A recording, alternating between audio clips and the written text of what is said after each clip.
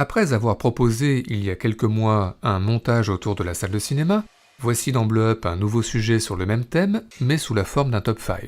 Car des salles de cinéma au cinéma, il y en a beaucoup, il y en a tellement. Des salles publiques, ou des salles privées, des salles modestes, ou des multiplexes, des salles d'hier, ou des salles de demain, des salles plutôt réceptives, ou des salles nettement moins, des salles silencieuses, ou des salles bruyantes, et même très très bruyantes, bref, des salles de cinéma en veux-tu en voilà, de quoi donc faire un petit point sur la question.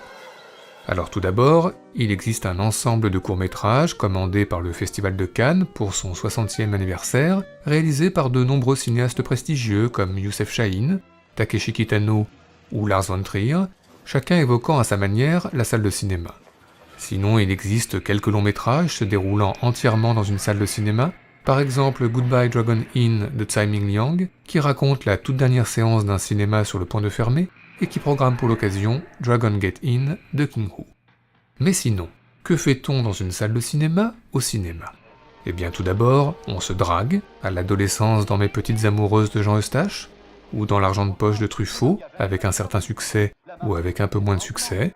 Sinon, à l'âge adulte aussi, on s'adonne à la drague cinéphile, et non sans difficulté dans les sièges de l'Alcazar de Luc Moulet, où un lecteur des cahiers du cinéma tombe amoureux d'une lectrice de Positif, la revue concurrente, d'où Dilemme.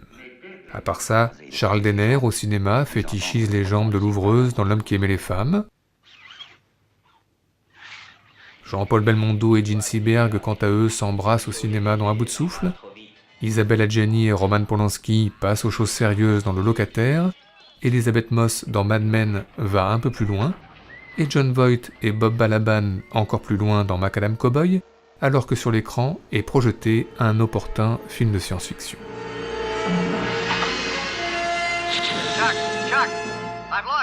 Mais encore, eh bien on se réfugie dans les salles de cinéma dans les films, notamment pour fuir la police, comme Warren Beatty et Faye Dunaway dans Bonnie and Clyde, avec un joli cliché dans ce type de scène, utilisé par exemple par Claude Lelouch dans Le Voyou, le baiser, qui permet notamment à Jean-Louis Trintignant de tromper la police.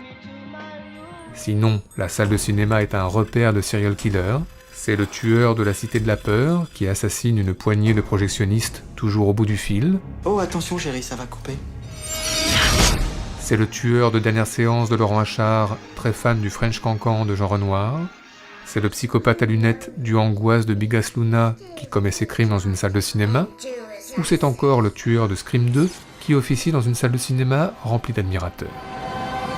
Et puis dans les salles obscures rôdent d'autres créatures tout aussi dangereuses, des morts-vivants dans Le Loup-garou de Londres, des petites goules peu sympathiques dans Démon, sans oublier dans Le Blob. Enfin, un autre type de danger récurrent dans une salle de cinéma, le feu, dans les sous-sols dans Destination Finale 4, dans la cabine de projection dans Cinéma Paradiso, ou encore dans la salle de cinéma dans Inglourious Basterds de Quentin Tarantino. Et maintenant, passons à une deuxième question. Quel film va-t-on voir dans une salle de cinéma au cinéma, et pourquoi ? Eh bien souvent, le choix du film projeté permet au cinéaste de dire son admiration. C'est Peter Bogdanovich, dans La Dernière séance, qui rend hommage à l'un de ses mentors, Howard Hawks, en montrant des images de la Rivière Rouge, ou c'est encore Martin Scorsese, dans Mean Streets, qui salue Roger Corman, l'un de ses premiers mentors professionnels, via une projection de La tombe de Ligeia. Mais encore, eh bien parfois, le film projeté est choisi ironiquement afin d'illustrer le contraste. C'est par exemple dans Le Survivant, Charlton Heston, dernier homme sur Terre qui visionne une arme à la main, le documentaire très peuplé et très pacifiste Woodstock.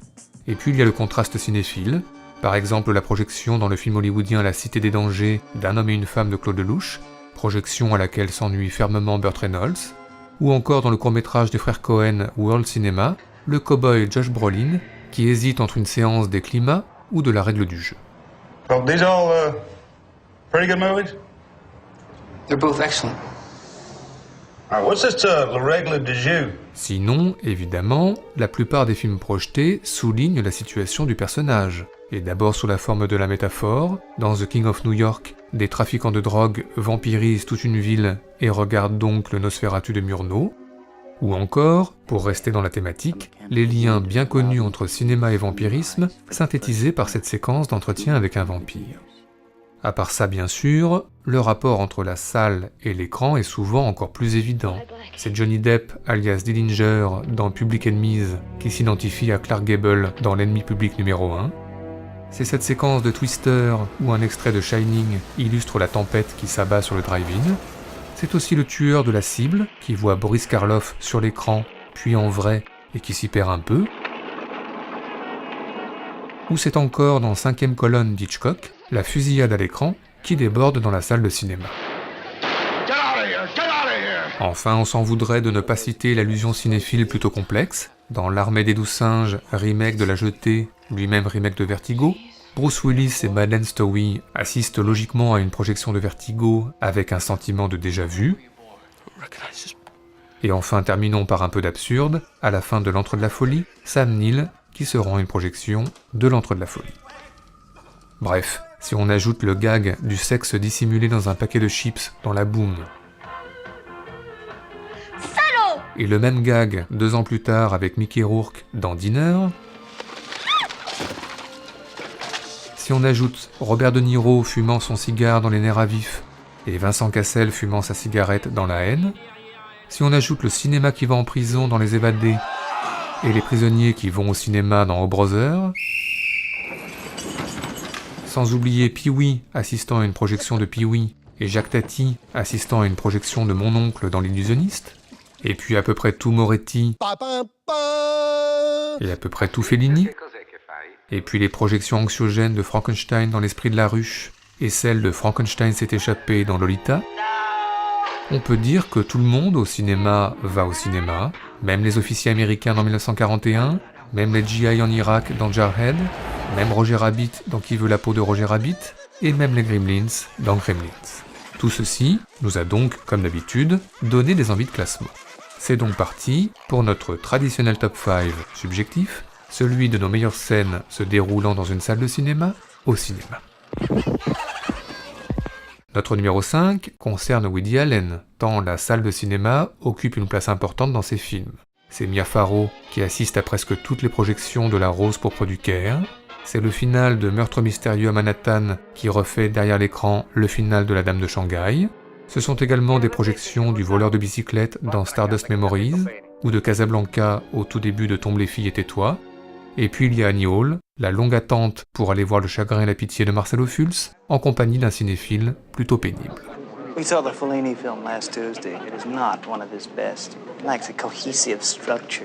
You get the feeling that he's not absolutely sure what it is he wants to say. Of course, I've always felt he was essentially a technical filmmaker.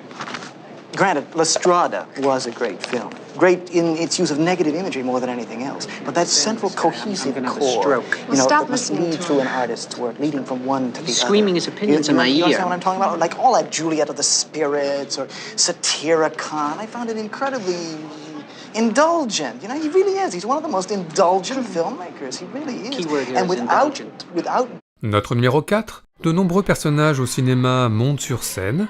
Dans le Fame d'Alan Parker, l'une des étudiantes assiste à une projection du Rocky Horror Picture Show et se joint à la danse. Dans Les Carabiniers, le personnage principal un peu naïf se prend les pieds dans le tapis.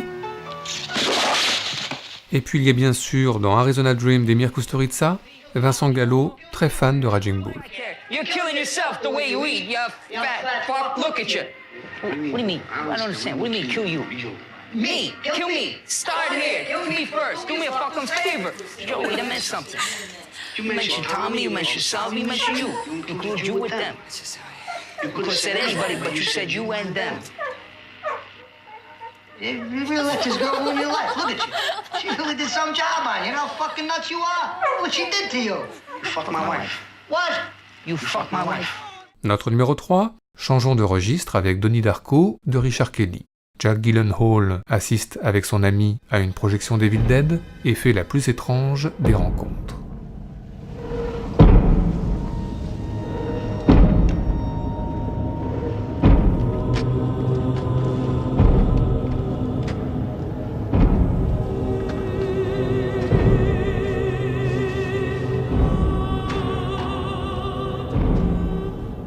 Why are you wear that stupid bodysuit.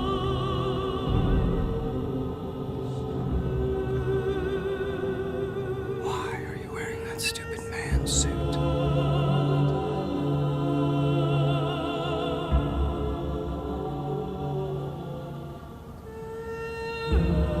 Take it off.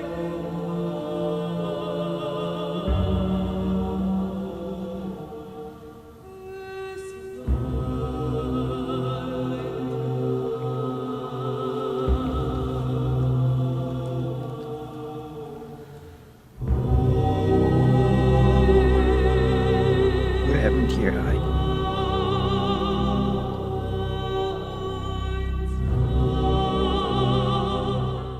Notre numéro 2, on verse de nombreuses larmes au cinéma. Par exemple dans Anna, le court-métrage d'Alejandro Inarritu, ce personnage aveugle pleurant à une projection du mépris. Sinon la mère d'Edgar Hoover dans le film de Clint Eastwood pleure elle aussi au cinéma. Mais nos larmes cinéphiles préférées, celles tout en silence de René Falconetti sur l'écran et d'Anna Karina dans la salle, dans Vivre sa vie de Jean-Luc Godard, toujours lui.